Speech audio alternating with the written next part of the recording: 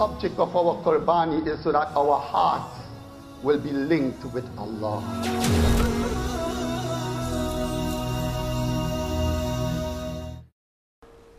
Assalamu alaikum warahmatullahi wabarakatuh. Inshallah, we want to continue on our special topic on Qurbaani or Al-Hiya, sacrifice, as was mentioned. We are going to continue where we are going to actually discuss now the aspect of Qurbaani. We did mention the significance, the benefits, or the reasoning why Qurbaani came about and the history behind it, and as to why and the benefits in regards the history of it.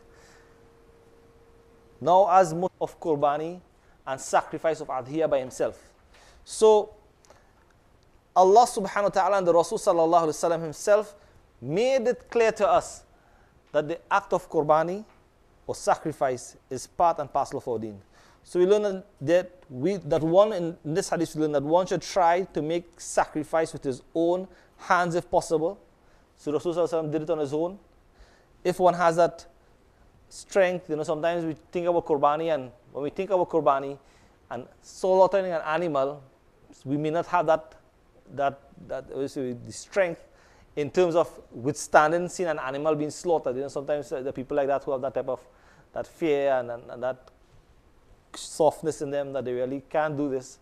But really and truly, the condition of sacrificing or slaughtering an animal, is not just doing it or feeling sorry for this animal. It's not about that sorry, but the aspect of what? Getting qurbat and closeness to Allah. All right? Now, if one cannot do it on their own, all well and good, then someone else can make that sacrifice on their behalf. But as the Prophet tells us, if one can fulfill this right of, as the Prophet can do his sacrifice, with his own blessed hands at the age of 60. The Rasul parts which are useless and thrown away, such as the hair. And they ask, for what about the animals that have wool, willing to give up for the sake of Allah? It is about love for Allah. How close we are to get obedience to Allah, self-sacrifice. Self-sacrifice. How much a person can give. Islam has dictated that a person don't have to give up everything for this deen. The Rasul has told us that, as the prophets would have done, they are of exceptional quality, that they had to fulfill certain rights, and therefore their lives were different to ours, the way that they would have to uphold the laws of Allah. One sacrifice. Once he has the means and wealth and he wants to do it, he can do that. If his wife possesses the means and wealth and nisab, she can also do it, and she doesn't even have to have that means as well to that level. If she desires, she can do it. And likewise, the siblings, the children, the kith and kin, brothers, sisters, anyone a person desires to help or make a sacrifice on behalf of that person cannot do it. Could he do it? Yes. Why? There's evidence in the Rasul sallallahu alaihi wasallam doing what? Al-Hiya for his entire ummah. Qurbaani for his entire ummah. He slaughtered an animal and said, this is on behalf of my ummah, my followers. So it is evident in hadith that the Rasul sallallahu alaihi wasallam established that one can do Qurbaani, sacrifice for himself firstly, then for anyone he so desires to do it for. Be that person alive or be that person deceased. And we can do for our great grandparents or whoever we like or desire of, that they are Muslims, they die with Iman, they live with Iman, the condition that sacrifice can be done on their behalf. Because the reward of it will not diminish. They will receive the reward of it, and this person will also receive the reward of the act of fulfilling an act of goodness and kindness and charity for someone. So eating animals for the purpose of Qurbaani and sacrifice. So it may not be that everyone takes up the responsibility directly for searching for the animals, but it can be that one person takes up that responsibility as well. However, it is best that even on the day of sacrifice, if one can be present at the sacrifice place, it is better. But if one cannot, then they can actually fulfill this right, even from here what we have learned from this hadith. So he was told by the Rasul sallallahu alaihi wasallam to do the sacrifice and yuqsima budnahu, and also to distribute its meat. So we learn here as well, you don't have to even be present there and give the instruction that all of this meat can be what? Distributed and given away if you so desire. What we are learning here is not saying that we should not be there for the sacrifice. What the Rasul is teaching us here is that these are also ways by way we can what? Carry about the order of sacrifice. Even if we feel we are too occupied with other things, we must know that, yes, it's permissible to also distribute and authorize someone to do this as well. Because it is important as the sacrifice is being done that the meat, how it is distributed.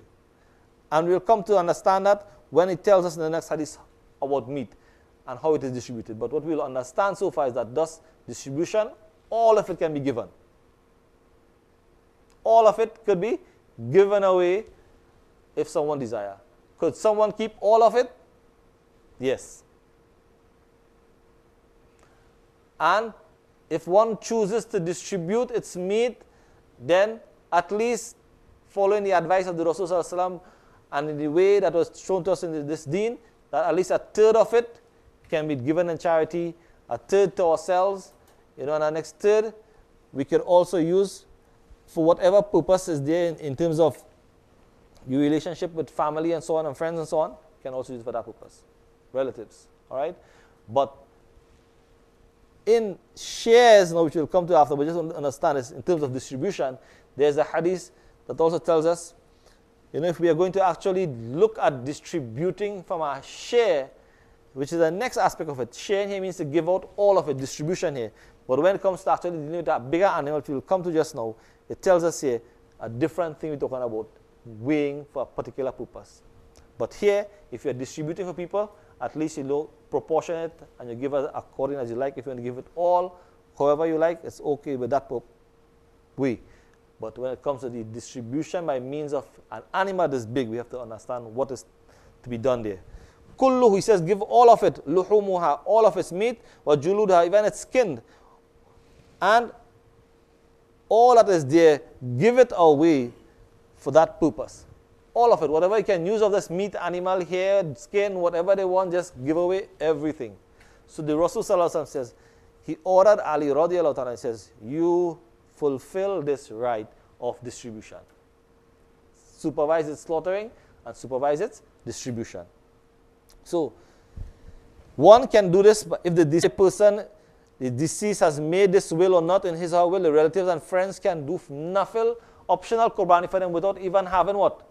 Wealth of this individual. So this is just this animal and they never find an animal. Let's say they couldn't get around getting an animal. Then what to do with that wealth?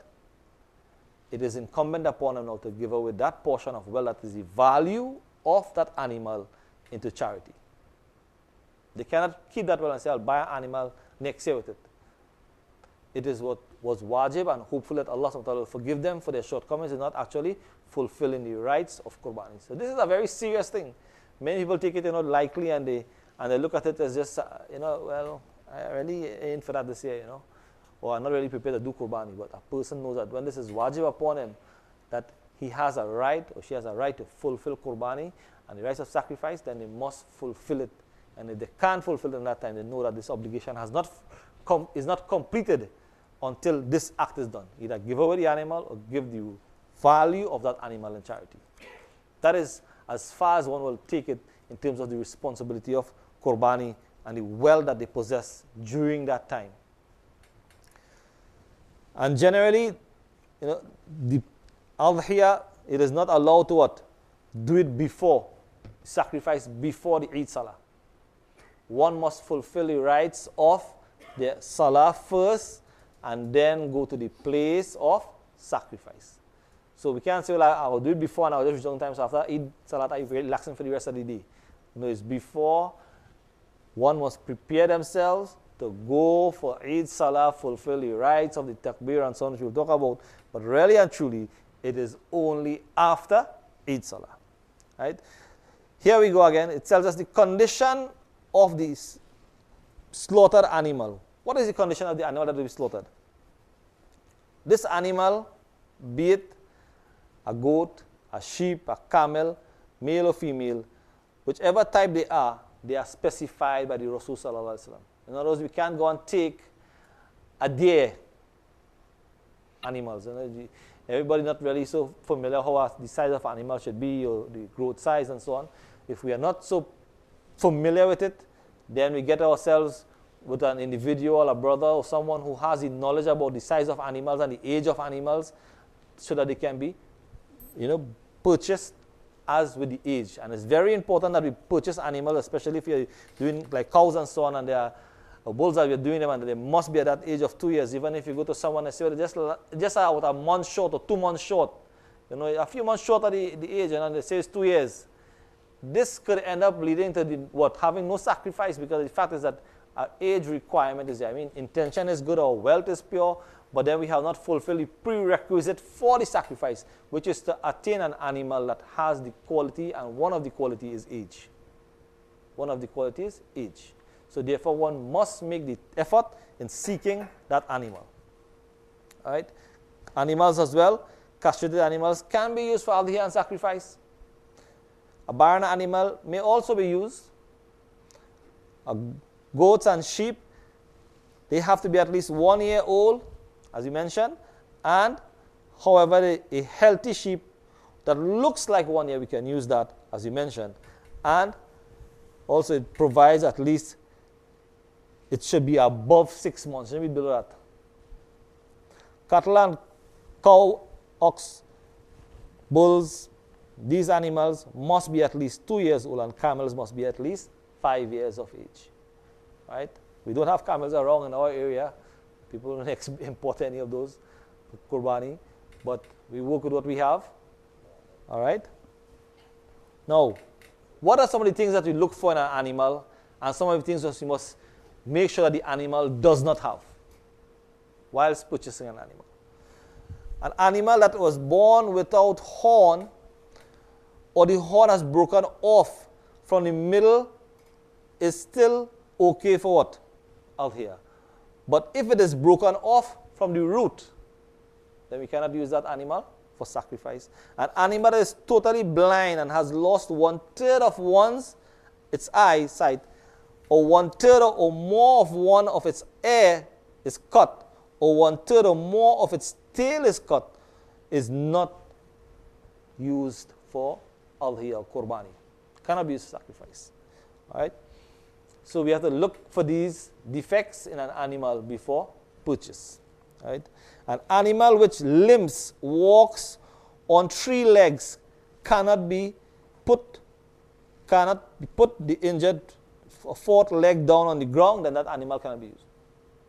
Notice it has to actually hump or drag one side to walk, because it actually have to use these 4 legs to actually move, especially these big animals. They just can't move just like that. So if they cannot move on their own, it cannot be used. Basically, you have to observe this animal cannot move on its own, then it cannot be used. Hairs is not legible for adhiya and sacrifice. An animal with very small hair is eligible. You know, it have a hairs, but not the same normal size, but it has a hairs. But the animal which actually can see the air hole itself, then it has nothing, no flaps, nothing whatsoever, that cannot be used. Right? To perform adhiya, this would be done by tagging the label of the animal, which displays the individual names assigned to a number. You're buying animals in a large bulk for Qurbaani. If, let's say, the group buys, and you must buy 20 animals. To buy 20 animals, we have to what? Tag these animals and attach them the names to each animal. So everyone will know as to which animal, or the mosque or the people who are doing the slaughtering, responsible for it, should know which animal is for who. So when the person is going to slaughter the animals, doesn't call the wrong set of names for the animal, and then give them people like this is your meat. Really and truly not really your animal.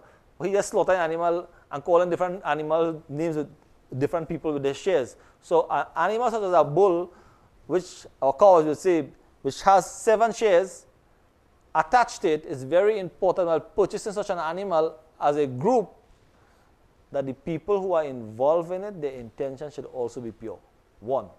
Because you don't want that when someone gets involved in this Qurbaani, then they say, well, look, in 1, wealth is pure, intention is pure. The purpose of Qurbaani is the animal must be cut. For the animals that we slaughter, like bulls and goats and so on, at the lower part of the neck here, we should at least first type of meal we should have on it is from the animal itself, inshallah. Right, so we make our intentions, inshallah, and prepare ourselves for that day, which is very close for us, inshallah. May Allah subhanahu wa ta'ala guide you and me and make it a better day for us, inshallah.